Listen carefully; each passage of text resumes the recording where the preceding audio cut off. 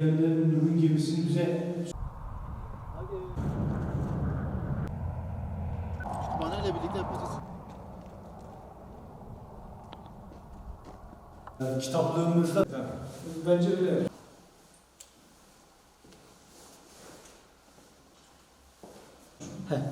Efendim?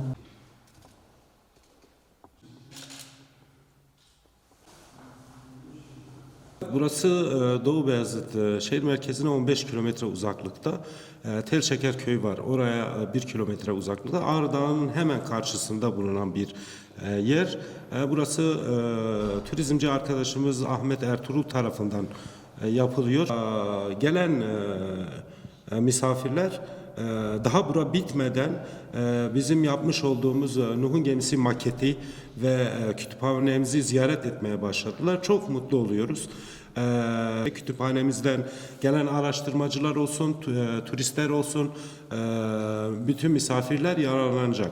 Burada bir de şunu söyleyeyim, 3 çeşit otel binamız var. Piknik alanımız var, yüzme havuzumuz var.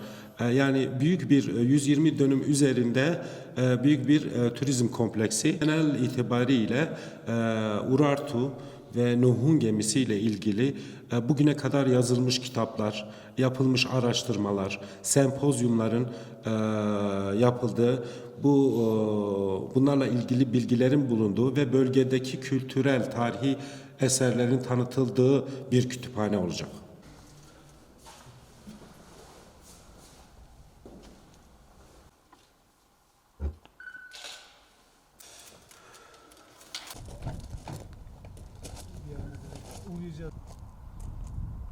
Oraya geç.